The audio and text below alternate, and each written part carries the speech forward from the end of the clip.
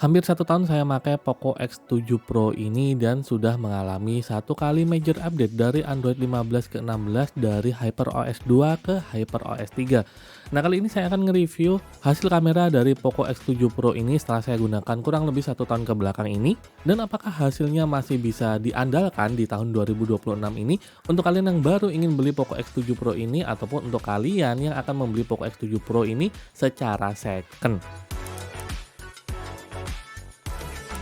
Sekedar mengingatkan kembali, Poco X7 Pro ini punya dua kamera wide dan kamera ultra wide. Nah, untuk kamera wide-nya itu dia menggunakan sensor Sony IMX882 dengan ukuran sensor itu 1/2 inch. Dan sudah dilengkapi dengan OIS ataupun Image Stabilization. Walaupun demikian, di Poco X7 Pro ini sistem stabilisasinya itu gabungan antara OIS dan EIS.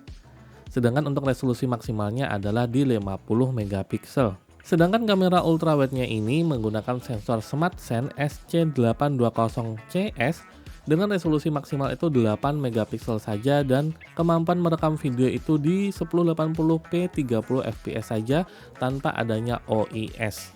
Oke, kita langsung aja ngebahas hasil kamera dari Poco X7 Pro ini. Kita mulai dari hasil fotonya terlebih dahulu. Hasil foto dari Poco X7 Pro sendiri sudah termasuk bagus di kelasnya. Foto yang dihasilkan punya warna yang cerah dan white balance-nya itu nggak ngaco, atau fokusnya juga cepet, jadi foto yang dihasilkan itu nggak ngeblur, sampai punya area bokeh yang cukup kerasa ya karena sensornya lumayan besar untuk ukuran kamera HP kayak gini. Untuk memotret di kondisi yang cahayanya cukup sih, hasilnya sudah sangat baik untuk sebuah smartphone yang mengandalkan performa sebagai daya jual utamanya. Untuk hasil kamera ultrawide-nya memang nggak sebagus kamera utamanya ya, karena memang sensornya itu lebih kecil, 1/4 inch aja. Tapi dalam prakteknya kamera ini tuh cukup kepake sih untuk mendokumentasikan sesuatu di tempat yang terbatas. Saya pikir memang kamera ultrawide-nya ini tidak mencari kualitas, tapi cukup memenuhi kepraktisan dalam pemakaian sehari-hari. Kamera utamanya punya setting ISO maksimal di 6400. Tapi ketika kita memotret di malam hari atau di tempat yang rendah cahaya dengan ISO tinggi, noise reduction di ponsel ini itu cukup baik dalam menghilangkan noise yang dihasilkan ketika kita jepret di ISO tinggi. Walaupun ketika kita memotret di ISO 6400, noise yang dihasilkan itu cukup kerasa ya, apalagi memotret objek yang cenderung gelap. Dan berterima kasihlah pada OIS di ponsel ini yang ngebuat memotret di shutter speed rendah sangat effortless, sehingga foto yang dihasilkan itu tetap tajam. Sedangkan kamera ultrawide-nya maksimal ISO ada di 3200 aja, dan kalau jepret foto di malam hari, otomatis mode malamnya itu akan menyala. Dan dengan mode malam itu ngebuat hasil fotonya itu lebih terang, sehingga saya rasa mode malam di kamera ultrawide-nya ini cukup kepakai. Kamera wide HP ini juga sudah bisa mendeteksi wajah dan mata objek manusia dan hewan. Jadi kalau anak kalian atau hewan peliharaan kalian nggak bisa anteng, pastinya fitur ini akan sangat ngebantu buat mendapatkan foto yang fokus ke objeknya. Nah, satu hal yang nggak saya suka dari hasil foto Poco X7 Pro adalah kontrasnya yang terlalu pekat, sehingga hasil fotonya itu menurut saya kadang cenderung agak lebih gelap seperti itu. Ya memang kontras yang pekat itu terkadang cocok untuk beberapa scene, seperti misalnya ketika kalian memotret sesuatu yang hijau ataupun birunya langit seperti itu, warnanya akan lebih stand out. Namun untuk skenario lain itu malah jatuhnya agak lebih gelap. Nah, coba lihat foto ini, nanti saya akan lihatkan di layar. Foto dari buncis dan wortel ini menurut saya ini warnanya terlalu pekat banget atau terlalu ngejreng lah seperti itu, dan memang ini bukan selera saya aja. Jadi solusinya adalah kita bisa ngedit foto ini, kita cari kontras, dan biasanya saya turunin sekitar 75-an, 70-an seperti itu, dan hasilnya seperti ini menurut saya lebih cocok untuk selera saya. Ya lagi-lagi ya, ini sebenarnya selera aja sih menurut saya. Jadi kalau kalian nggak suka foto yang hasil kontrasnya terlalu pekat, kalian bisa nurunin kontrasnya kayak gitu. Nah, salah satu hal yang membuat kontrasnya itu terlalu pekat adalah fitur ini, fitur AI kamera atau kamera AI. Nah, kalau kalian ingin kontrasnya itu yang cenderung lebih rendah, kalian bisa matiin aja fitur kamera AI ini. Tapi kalau kalian suka seperti itu ya, kalian bisa nyalain aja kamera AI-nya. Kalau saya sendiri sih secara personal saya matiin kamera AI-nya karena memang saya tidak terlalu suka foto dengan kontras yang sangat kuat seperti itu. Overall skor kamera Poco X7 Pro untuk memotret saya kasih 8,3/10. Nah, sekarang kita akan ngetes video dari Poco X7 Pro ini. Nah, video yang saya ambil dari Poco X7 Pro ini kebanyakan adalah 4K 30 fps ataupun 60 fps. Nah, untuk stabilisasi di 4K 1080p dan 720 ini sama aja karena stabilisasinya itu berbasiskan OIS atau Optical Image Stabilization ditambah dengan AIS, dan saya tidak ada perbedaan untuk stabilisasi di 4K ataupun di resolusi lebih rendah, kecuali memang ada perbedaan di fokus, pelacakan fokus untuk di 60 fps ini nggak bisa, tapi untuk stabilisasinya semuanya sama aja. Nah, untuk hasil rekaman 4K 30 fps ketika saya gunakan untuk berjalan, ya memang masih ada kedutan ataupun jitternya seperti itu, tapi ini cukup minimal sih kalau saya bandingkan dengan versi-versi sebelumnya. Namun hal ini sudah masuk dalam kategori yang bisa saya terima untuk sebuah video dari Poco X7 Pro ini.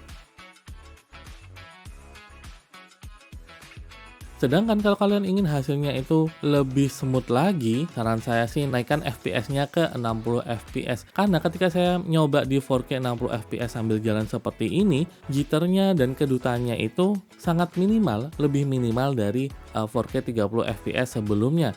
Ini semuanya saya rekam dengan handheld dan saya berjalan normal seperti biasa. Sedangkan untuk kamera ultrawide-nya ini hanya bisa merekam 1080p saja 30 fps, dan hasil rekamannya ini sangat stabil banget. Karena memang stabilisasinya ini kayaknya dia pakai AIS saja, dia tidak punya OIS, dan hasil stabilisasinya ini cenderung stabil. Oh iya, dengan catatan ketiga video tadi saya rekam di tempat yang cukup cahaya. Karena kalau merekam di malam hari kondisi kurang cahaya gitu hasilnya akan berbeda. Dan di sini saya juga mencoba untuk menggunakan ponsel ini sebagai ala-ala dashcam seperti itu. Saya set ke 4K 30 fps, dan menurut saya ini hasilnya cukup baik ya menurut saya. Karena dia bisa meredam getaran dari kendaraan saya, dari jalan yang saya lalui, dan overall kalau ngerekam di jalan yang cukup mulus seperti itu, hasil rekamannya ini sudah cukup oke menurut saya.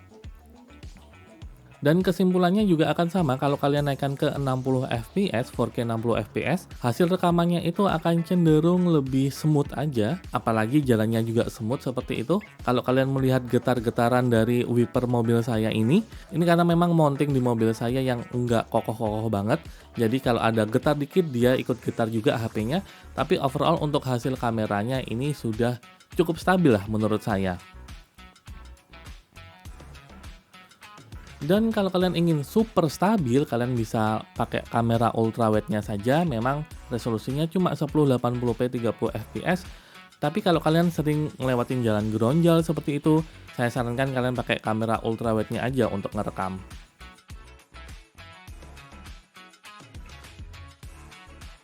Nah, Poco X7 Pro ini juga punya beberapa fitur recording, salah satunya adalah dual recording, di mana dia bisa merekam dengan kamera depan dan kamera belakang di saat bersamaan.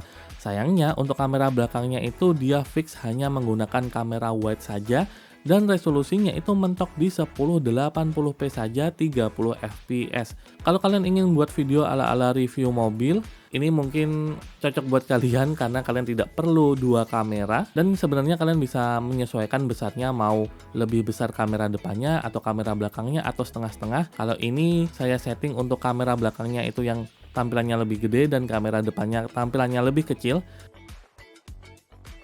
Well, gimana kamera-kamera ini ketika digunakan merekam di malam hari? Oke, ini adalah kamera wide-nya. Saya rekam dengan 4K 30 fps berjalan kaki, dan rasanya ini jitternya kerasa, kedutannya juga kerasa seperti itu. Overall stabilisasinya ini nggak terlalu bagus ya kalau di malam hari, apalagi di kondisi yang rendah cahaya seperti ini. Dan juga saya notice sesuatu, yaitu white balance-nya yang kadang ngaco sendiri seperti itu.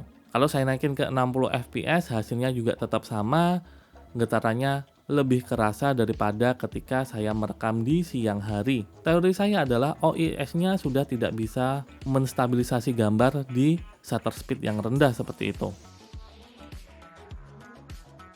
Hasil rekaman kamera ultrawide-nya juga nggak stabil-stabil amat ya, kerasa banget jitternya nggak kayak pas siang hari. Saya simpulkan bahwa kedua kamera belakang HP ini tuh kalau ngerekam di kondisi yang kurang cahaya kayak gini, stabilisasinya itu cukup buruk. Kekurangan lain kamera Poco X7 Pro ketika dipakai merekam selain stabilisasinya adalah frame rate-nya. Terkadang ketika saya ngerekam di 60 fps, pas saya cek hasilnya ternyata nggak bener-bener 60 fps.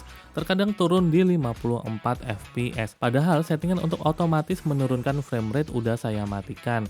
Teori saya sih hal ini dikarenakan device kita panas. Dan emang kebanyakan pas ngerekam 60 fps yang turun di kisaran 55an fps itu ketika saya ngerekam di tempat yang panas dan HP-nya juga jadi panas. Tapi nggak sampai overheat kok. Overall, skor kamera Poco X7 Pro untuk merekam saya kasih 7,9/10.